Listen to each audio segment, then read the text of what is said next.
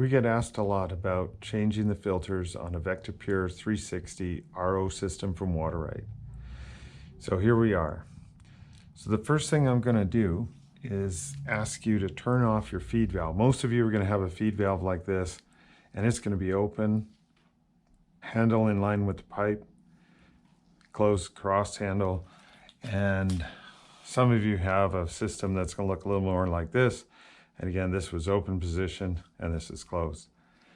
As soon as you've got that done, I want you to take your leak detector, if you installed it, and lift it up off of the floor. You can always just hang it on top of the filter system, leave it attached to the tubes.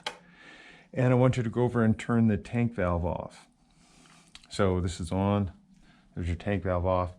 And even though these are self-sealing valves, self-sealing meaning there's a valve in here that when I take off the filter, it's going to close.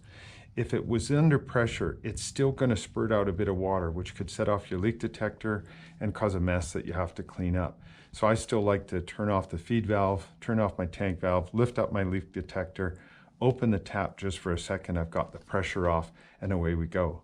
So these filters are meant to be lifted up on an angle like this and simply removed.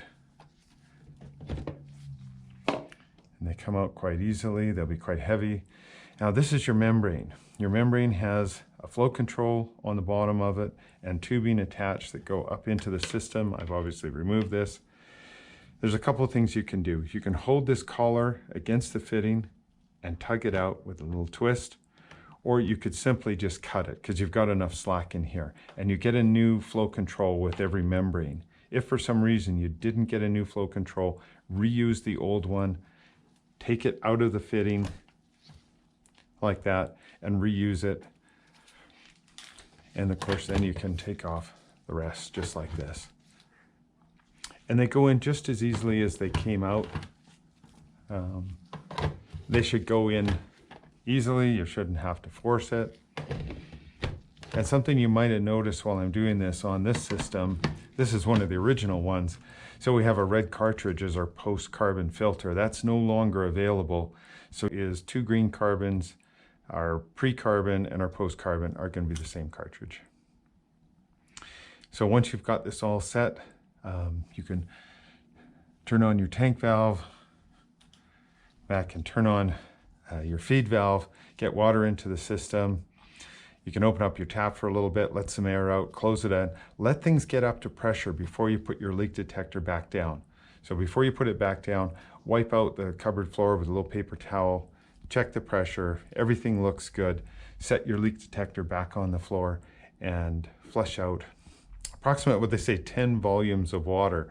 So if you're just changing the filters and not the membrane, about 10 volumes of that. So that's about 5 liters of water, and you should have the fines out of the post-carbon filter and your way to go.